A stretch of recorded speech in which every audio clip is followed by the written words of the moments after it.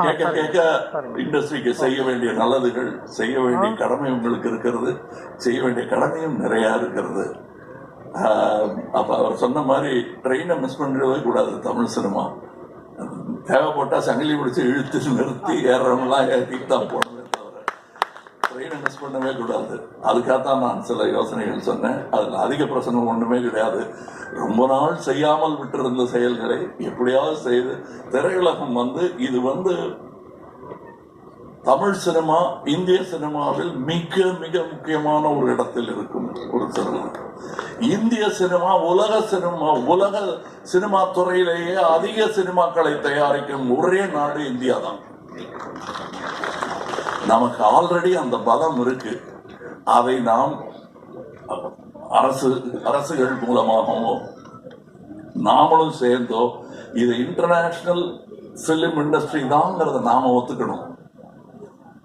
ஏன்னா international directors தான் இவங்க ரெண்டு பேருமே.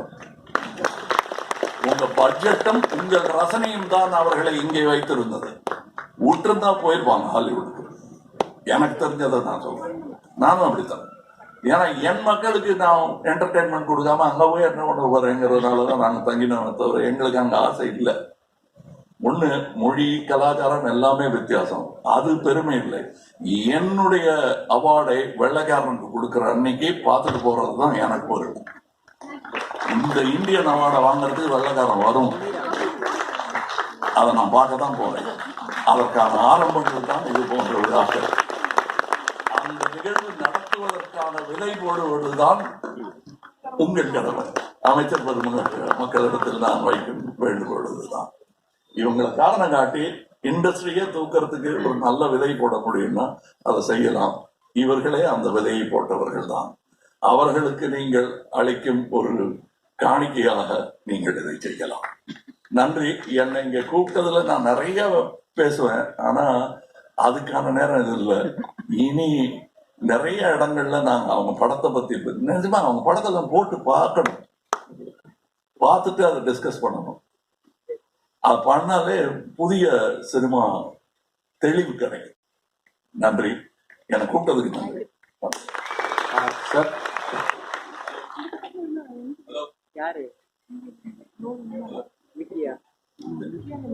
ஹலோ. இல்ல, நீங்க பேசும்போது ட்ரெயினை விட்டுறக்கூடாது, செயினை பிடிச்சாதான் இழுக்கணும்னு சொன்னீங்க இல்லையா? அதனால கமலுங்கிற இந்த ட்ரெயினை விட்டுறக்கூடாது, அவ்வளவு சீக்கிரம் செயினை பிடிச்சி இழுக்கணும்னு சொல்லிட்டு ஒரு 2 கேள்வியோட அவங்க வந்திருக்காங்க.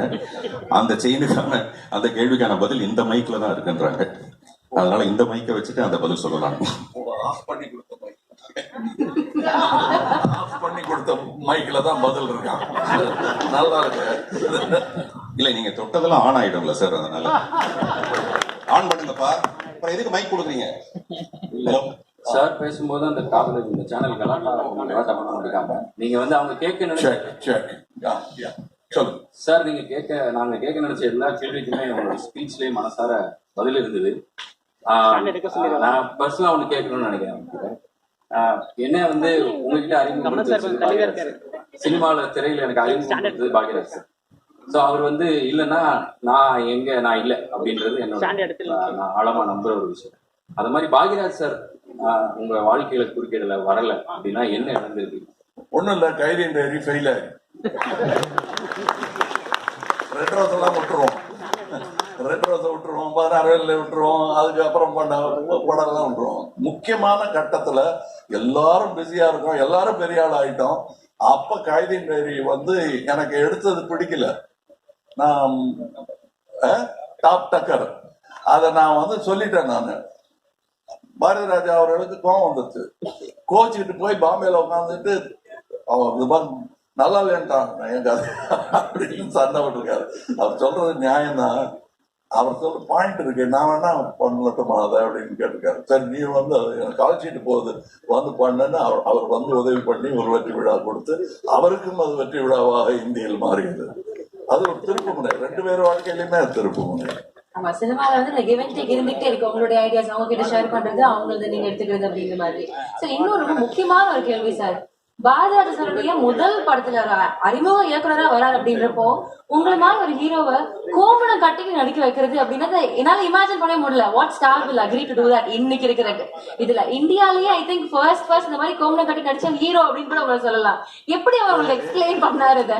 இல்லைங்க, அதுக்கு முன்னாடி சோமன துடின்னு ஒரு படத்துல பண்ணிருக்காங்க. ஆனா கதாநாயக நடிகர்கள் காதலியுடன் டுவேட் பாடுறவங்க, மரத்தை சுத்தி டுவேட் பாடுறவங்க யாரும் அது பண்ண மாட்டாங்க.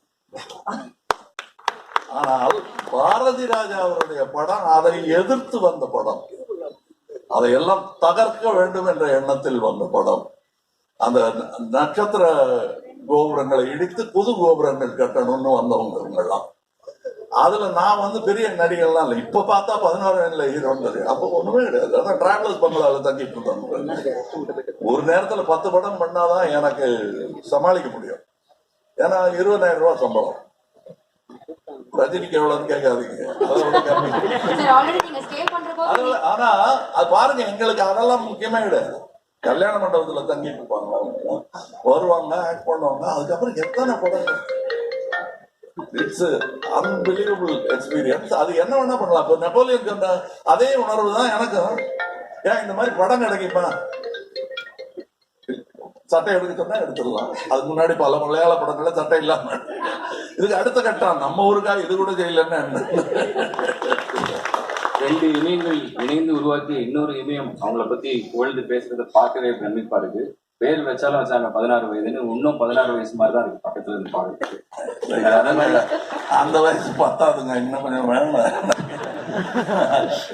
சார், நீங்க பொதுவா நீங்க சாதாரணமா பேசுற வார்த்தைகளே வசனங்களா மாறக்கூடியது. இவங்க 2 பேருமே நடிகர்கள் கிட்ட வசனங்களை வாங்குறதுல வல்லவங்க 2 பேருமே. சோ அதுல முன்னாடி ஒரு இன்டர்வியூல சொல்லியிருப்பாங்க, பாக்யராஜ் சார் ரஜினி சாருக்கு இது எப்படி இருக்குன்ற மாடுலேஷன் அவங்க தான் சொல்லிக் கொடுத்தாங்க. உங்களுக்கு யாரும் சொல்லிக் கொடுக்க தேவையில்லை, இருந்தாலும் இவங்க ஏதாவது சொல்லிக் கொடுத்துருக்காங்க சார். ஒரு டைலாக் இருந்தா அதை சொல்ல முடியுமா? இல்ல, சின்னதா அவங்க சொல்றாங்க, எனக்கு புரியலன்னு சொல்லிட்டாங்கன்னா அதை விட பெரிய விமர்சனம் கிடையவே கிடையாது. அது புரிய மாட்டேங்குது அது அப்படின்ட்டாங்கன்னா அது புரிய வச்சே ஆகணும். அதுதான் பெரிய நடிப்பு சொல்லி கொடுக்கறதுங்கிறது இப்படி நிக்கிறதா இப்படி நிக்கிறதாங்கிறது இல்ல. நீ சொல்ற பொய் மாதிரி தெரியுது, நிஜ மாதிரி இருக்கணும் அப்படிங்கறது தான் ஆக்டிங். அதை சொல்லி கொடுக்கறதுக்கு அந்த புடலையில் தட்டினாருன்னு சொன்னால அவருக்கு தெரியும் இந்த ஆள் அழுதுட்டு இருக்காருன்னு. அங்கேயே தேட்டர் வாசல்லே புரிஞ்சு போயிருக்கோம். சரி, இது என்னையா அதை நினைச்சுக்கிட்டு இருந்தாலும் அது டயலாக் தெரியா பேசணும், போடு ஒண்ணுன்னு போட்டுருப்பாரு. அவர் அழுகிறாருன்னு சரி, அழுது முடிச்சுட்டு ரொம்ப அழுது நின்று போய் கூட்டு வராது, அழுதுகிட்டே இருக்கும்போது கூட்டு வரலாம் பண்ணிடுறேன் அப்படிங்கன்னு சொல்லியிருப்பாரு. எனக்கு தெரியும் அவர் அந்த மாதிரி ஆளுதான். அவர் ஆனா என்னை பத்தி அவர் சொல்லுவாரு, இதுதானே நான் பண்றேன்னு சட்டையை தூக்கி போட்டு மிதிச்சு கல்லால அடிச்சு சாக்கடையில தேய்ச்சு காய வச்சுட்டு சட்டை ரெடி ஆகட்டும், அதுக்குள்ள வேற ஒண்ணு பண்ணிட்டு வரேன்னு தலையெல்லாம் என்னமோ பண்ணி விளக்கெண்ணெய் போட்டா அது இப்படி நிக்கணும். விளக்கெண்ணையும் கொஞ்சம் தூசியும் போட்டுதான். அப்பவும் கொஞ்சம் அப்ப ஏன்னா நிறைய ஹேர் ட்ரை எல்லாம் பண்ணி அழகுபடுத்திட்டதுனால டக்குன்னு பரட்டை ஆகாத முடி. ஆக்சுவலி அதுல பரட்டை நல்லா தலை வாரி இருப்பாரு, நான் தான் பரட்டை தலையா.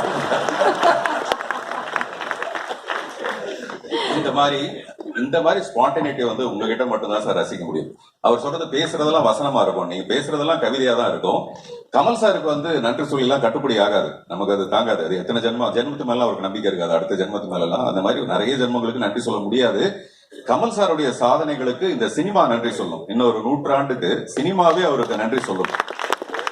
இந்த ராஜகோபுரங்கள் நினைவு உற்சவம் இந்த நிகழ்ச்சி இந்த ஆகஸ்ட் 16 வயதினிலே என்ற படத்தில் தொடங்கி சினிமா என்ற சூரியனை தன் திசை பக்கம் திருப்பிக் கொண்ட திரு பாரதி ராஜா அவர்களுக்கும், அமிதாப் பச்சன் சார் ஒரு தடவை வெறும் பாக்யராஜ் சாருடைய மூளையை மட்டுமே பார்த்துட்டு சவுத்துக்கு மூளை ஜாஸ்தின்னு கண்டுபிடிச்சாரு. அவர் ஆக்ரி ராஸ்தா ஒர்க் பண்ணும்போது வெறும் பாக்யராஜ் சாருடைய மூளையை மட்டுமே பார்த்துட்டு சவுத்துக்கே மூளை ஜாஸ்தின்னு கண்டுபிடிச்சாரு.